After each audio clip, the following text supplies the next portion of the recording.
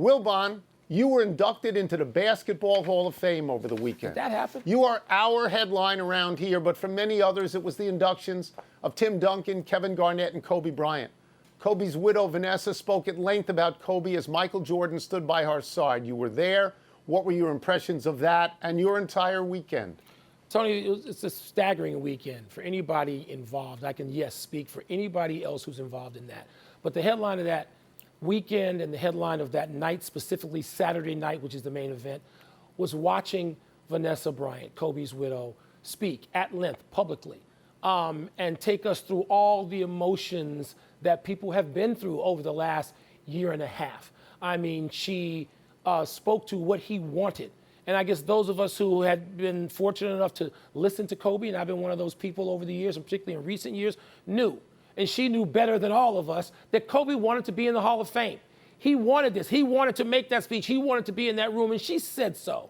And it was tough. You could look around and see some of the most famous people on earth dabbing at their eyes or sobbing or sniffling or whatever you wanted to observe from them, because a great many of the people in that room had relationships with Kobe Bryant.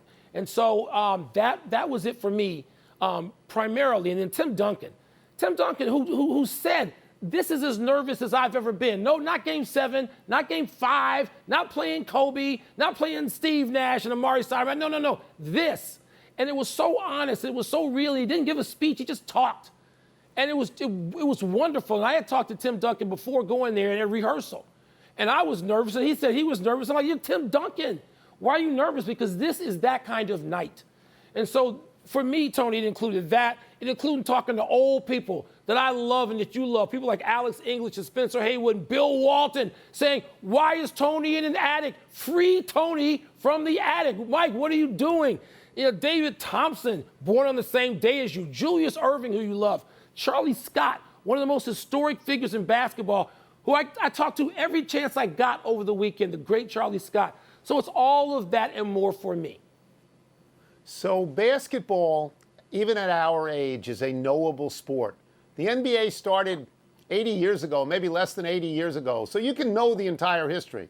You and I have seen much of the entire history. I'm interested in those names, you know, that you just said. Charlie Scott, who I think is extraordinarily important in the history of college basketball and race relations in this country. And Bill Russell, who I know was there. Yes. Who's, for my money, the most important person ever in basketball. You were with these people. What was it?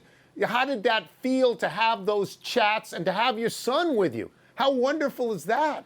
It was great, Tony. And, you know, I've been fortunate in that our jobs calls for us to have those chats with those people, a lot of them over a long period of time. But it's unbelievable for me, and I will speak to my own experience for a second, to after that speech that they showed a little bit of, to look out there and see people standing and applauding me, including Julius Erving and Magic Johnson and Charles Barkley and Bill Russell. And it just feels surreal. And I just was like, oh my God, I don't believe this. And there are other moments. You meet people that you don't know as well. And one that I needed to apologize to because I had a boneheaded moment or two on this show, Kim Mulkey, who's going now from Baylor, who's won multiple championships, to LSU, back to her home state. And she's on such a high road and she's so charismatic. And I felt like such a fool that I needed to apologize and will further.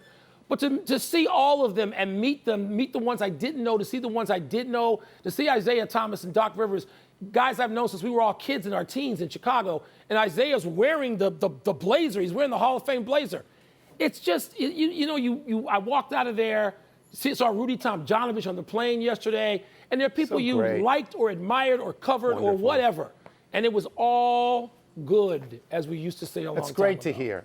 That's great to hear. And kids, if you ask Michael Wilbon for his autograph, he will now write Michael Wilbon, H-O-F. No, I won't.